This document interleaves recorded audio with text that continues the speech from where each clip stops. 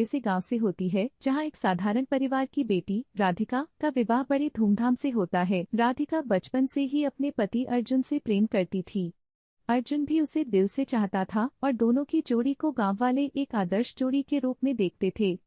शादी के बाद राधिका और अर्जुन का जीवन बहुत खुशहाल था। अर्जुन के व्यवहार में बदलाव आने लगा। वह अक्सर काम के बहाने देर रात तक घर से बाहर रहने लगा। राधिका को यह बात खलने लगी।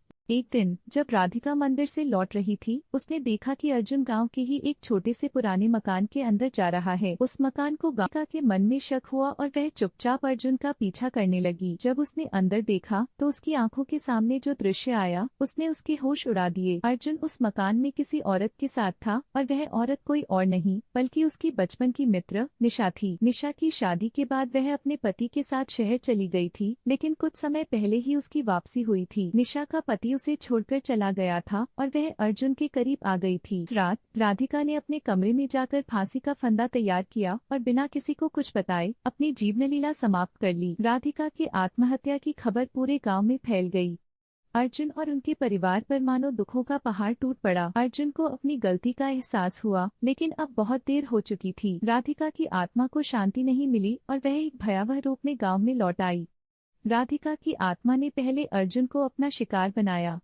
एक रात अर्जुन को राधिका की आवाज सुनाई दी। वह आवाज किसी गहरे कुएं से आ रही थी। जब अर्जुन उस कुएं के पास पहुंचा तो उसे राधिका का चेहरा पानी में दिखाई दिया। वह डर के मारे पीछे हटने लगा, लेकिन अचानक एक अदृश्य शक्ति ने उसे कुएं में खींच लिया और अर्जुन की चीखें सुनाई दी। अगले दिन गांव वालों ने अर्जुन का शव कुएं में पड़ा पाया। उसके चेहरे पर डर का भयानक भाव था। इसके बाद राधिका की आत्मा ने निशा का पीछा करना शुरू कर दिया। निशा को अर्जुन की मौत के बाद से अजीब अजीब चीजें महसूस होने लगी। एक रात जब निशा अपने घर में अकेली थी, उसने राधिका का भयानक चेहरा अपने सामने देखा। निशा चिल्लाई, लेकिन कोई उसे बचाने नहीं आया। राधिका ने अपने लंबे बालों से निशा का गला घोंट दिया और उसकी जान ले ली। गांव में एक के बाद एक अनहोनी घटनाएं होने लगी।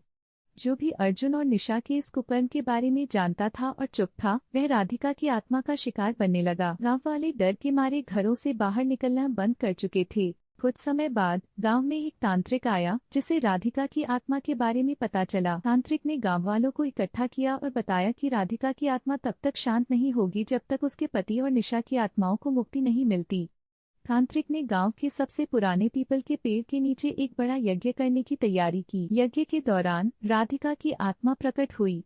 वह आग की लपटों के बीच खड़ी थी। उसकी आंखें लाल थी और चेहरा भय से भरा हुआ था। तांत्रिक ने मंत्रों का जाप करना शुरू किया और धीरे धीरे राधिका की आत्मा का क्रोध कम होने लगा। अंत में तांत्रिक ने अर्जुन और निशा की आत्माओं को मुक्त करने की प्रार्थना की। राधिका की आत्मा ने धीरे धीरे अपने रूप को बदल लिया और अंत में वह एक सुंदर और शांत चेहरा बन गई। उसकी आत्मा ने तांत्रिक को धन्यवाद दिया और फिर वह हवा में विलीन हो गई।